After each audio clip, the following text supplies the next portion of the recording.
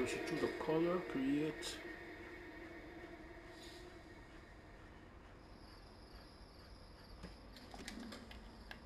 Me and my daughter were sitting outside enjoying a nice cool summer breeze, and the phone rang, and it said Louisiana. We decided to answer it, and someone asked me, "Do you know Anthony Joseph Tomplay?" Natasha and I were both in shock. I said, "Is Anthony dead? Is he okay?" Yes, he's fine. Someone isn't alive, but it's not him. He needs help. Just so happy, I was jumping up and down and screaming. They found him, they found him. But it's just didn't turn out that happy after the end of the conversation. Teresa, she fell apart. She carried the missing poster around in her bag for 11 years. Bert had made Anthony believe that Teresa was just a junkie and had no his friends didn't care about him, so he had no reason to look for her. Teresa wanted to talk to him immediately, so we were able to arrange some phone calls.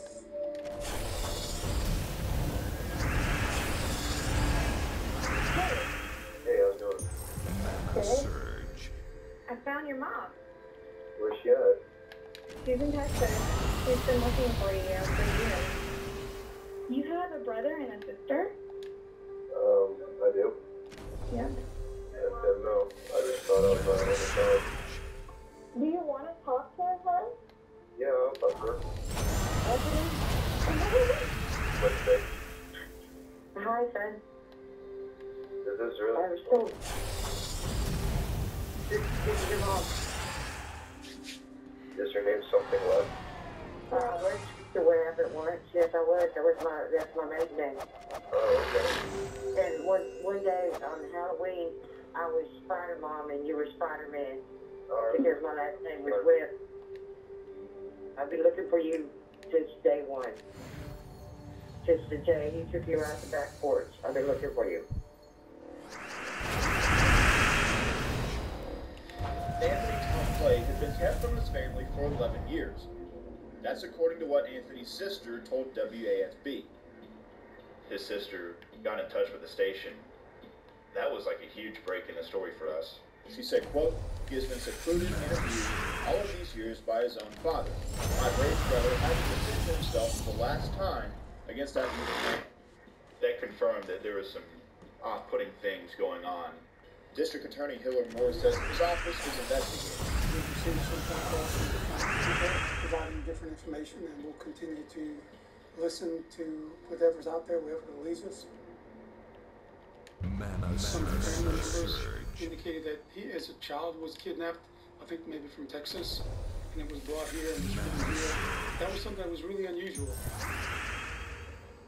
There was a Shayla Landry who contacted our homicide office and made mention that Anthony was kidnapped by his father when he was 5 years old.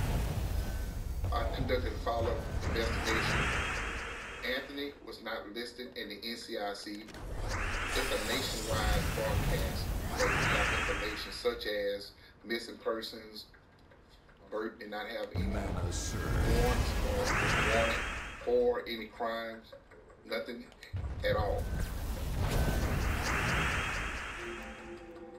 There seems to be two conflicting sides of this initial story that Anthony was taken. The claims that were made by Anthony's sister and biological mother aren't standing up. Meanwhile, District Attorney Hiller Moore says his office has been in touch with several of Anthony's family members to review how to move forward. But the question remains, was this self-defense?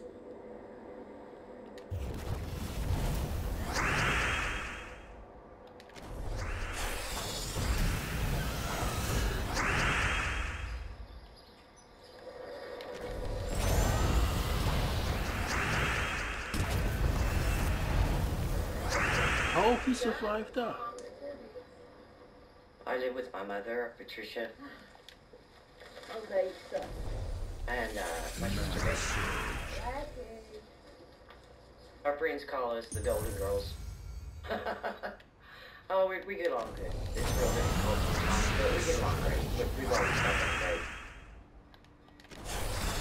The first time I met Bert, I was going through a very difficult time. I was going through a divorce for my kids, Matthew and Natasha. They were like 9 and 12. And I was working 7 days a week in a crab shack in Ingleside. Bert was in town from Baton Rouge working for an oil company. He came into the restaurant and I was not a very good waitress.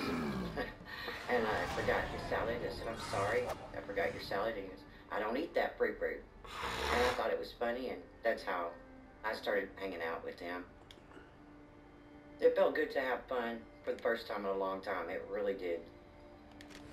The first time I saw Bert, he had a too big a smile. It wasn't real. And I thought, no, I'm not going to take him because he doesn't look like the type of man she used to like.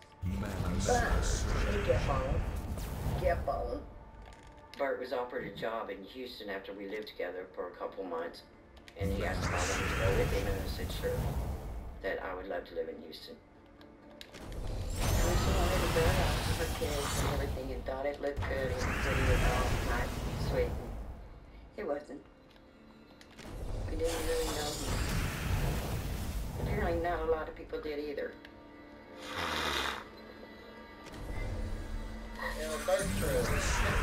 Surge.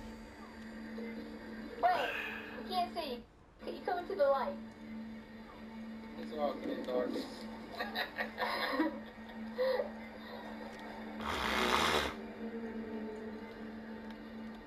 What is that? Well, I don't remember a whole lot about her, honestly. I just remember that she had blonde hair.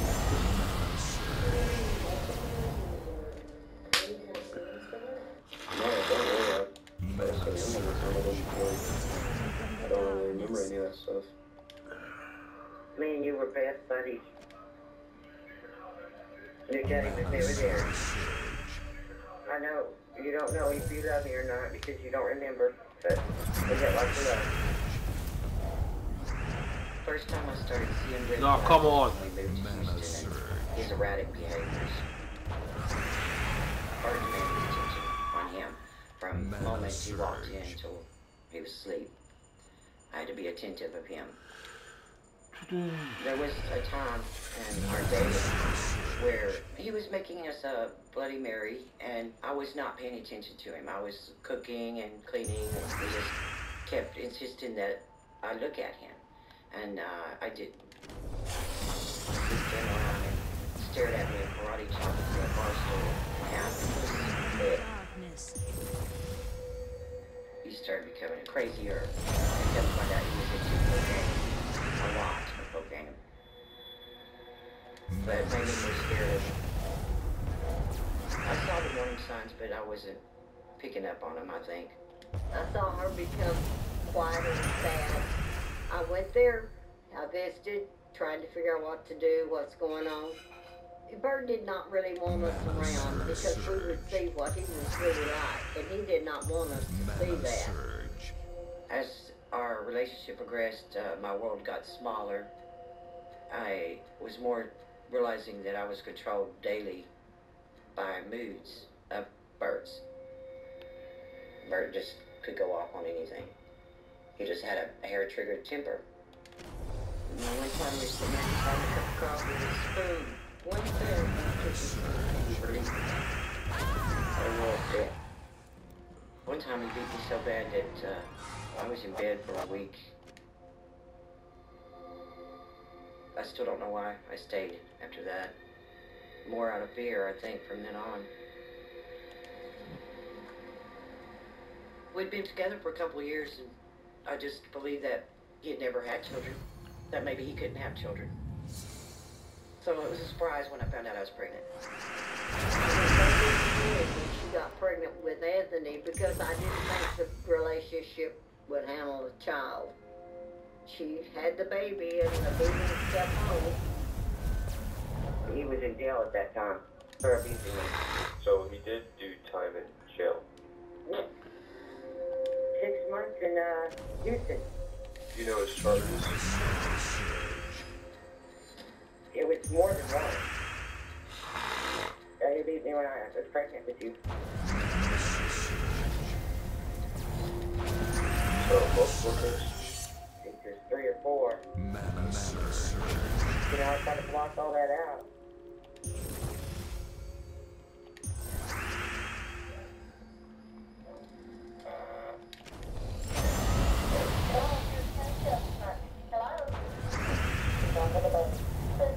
This one was doing skin too.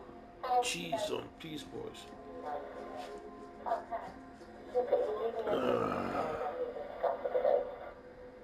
The fact that he took Anthony really scared me a lot. Everything was just to hurt. Do you need an ambulance? Are you hurt? No, I just, I had some bruises, that's about it. Okay, we're just sitting off, okay? Bart was a very good manipulator. He could manipulate police officers too. The police chased him down and let him go, so I felt like, well, if they're not going to arrest him, then there isn't much help for all. So now I was beginning to think there was no use in calling the police anymore. When he came back, he never apologized. He would just act like it never happened. The abuse was so frequent that it almost did seem normal. I mean, I didn't think anybody else lived any other way. I grew up in an abusive house also. One of my coping mechanisms was to completely erase it from my brain. The first blocking that I did was when my stepdad was molesting me. And I learned how to block from that age. My husband, he had this thing for young girls. That's pretty basically why I live. This is my father. And this is my mother.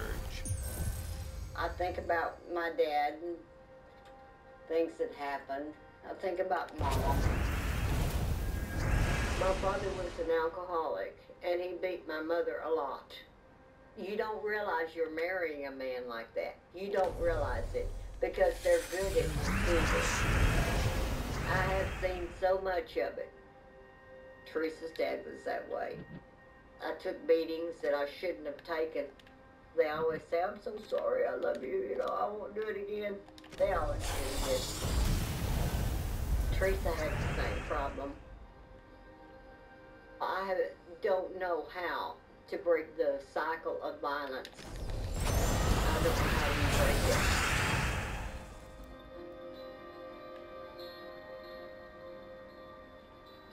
Mana Surge. One of the questions that people ask us all the time is, how do you represent people that you know are guilty? But the real difficult question is, how do you represent someone that you know is innocent? And that person is much worse. If I go to trial with a person that's innocent, that person goes to jail. Now it's on me. Now I just put an innocent man in jail, and that's a dead serious thing. It's difficult to say that Anthony's innocent, because Anthony, you know, took a gun and shot and killed his father.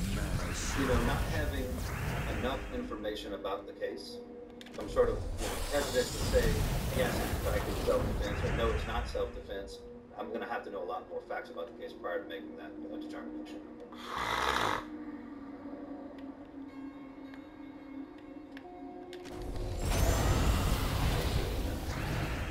Yeah, it's just so sad. Sorry. I get it. I really do. You never put me in public school, and I never understood why. Mana Surge. I think he was trying to hide me from everyone. Mana Surge. Yeah, that's it.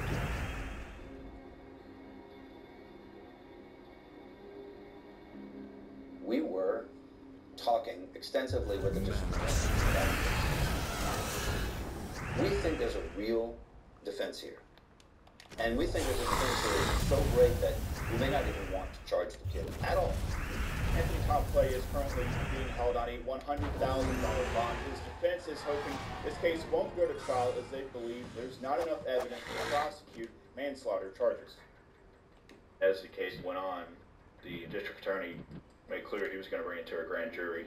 What's the penalty for manslaughter? 0 time to 40 years. But if it's murder, it's a life sentence. That's pretty big sentence. Sheriff Ambo was pretty confident that it was going to go in the way of Anthony. This is 9 News at noon. Thanks for joining us. I'm Liz Coe. New year and new charges have been upgraded for this Baton Rouge team. The grand jury indicted him on the charge of second-degree murder. Second-degree murder is the killing of a human being when you have the specific intent to kill someone. And that's what the grand jury found. And honestly, I think that reasonable minds could conclude that he murdered his mom, and he intended to do it. It's bullshit, man. This should have never happened. You should not have charged him with second-degree murder. The risk is so great. Look, I'm an exceptionally good trial attorney, but I can walk in and lose the case. Back in the second-degree murder, he was moved from the juvenile justice system into the adult system automatically. Now, Anthony's a juvenile. He's in a cold, terrible place. It's falling apart. There are very seriously violent criminals in that place. It's a very dangerous place.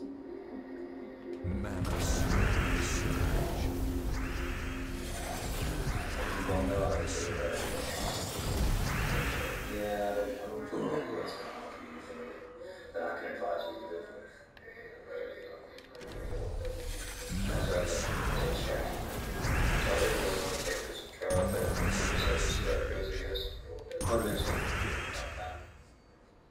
I just don't think they're going to treat me fairly. What the heck going on here, boys? It's completely wrong, you know. I shouldn't be charged with anything. Because I didn't do anything wrong.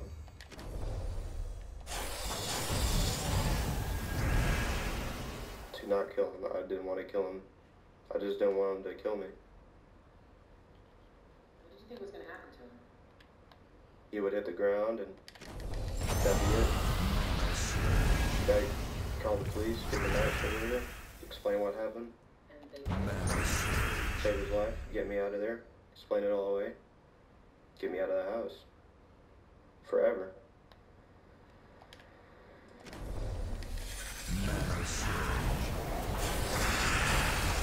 Bert started saying that we needed to get life insurance. And I told him that I would not get life insurance with him. I would not sign any life insurance with him because he would kill me just for money. So both little notes saying if I die, Bert did it. I always hide notes all over the house.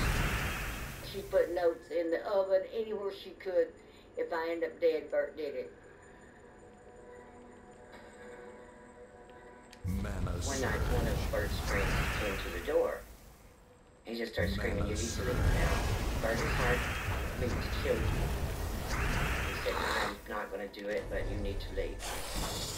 And I started turning around trying to grab things, trying to grab my son.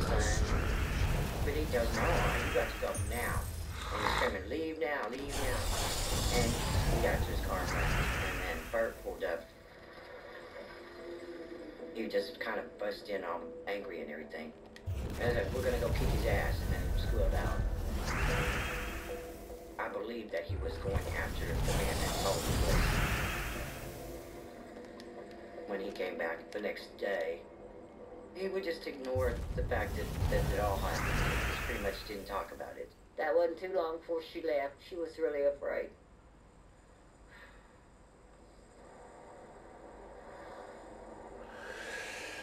A few weeks later, I was trying to figure out a way for Anthony and I to both be able to go. His parents came down to visit. I was making them breakfast, pork chop and eggs. Maybe not. Why are you making them pork chops for breakfast? Well, English side, people eat pork chops for breakfast. He threw a glass of milk in my face in front of his parents, hit me with plates. He grabbed me by the back of the head and started pulling my hair. I'd lost quite a bit of hair on that situation. And his parents begged him to stop. They seemed genuinely scared too. He told his parents to leave. I told him I'm leaving too, and I need to get Anthony. And he had Anthony wrapped up pretty hard in his arms, and you're not taking my son anywhere. I just got in the car with his parents. I was afraid if I took Anthony, that Bert would kill me and my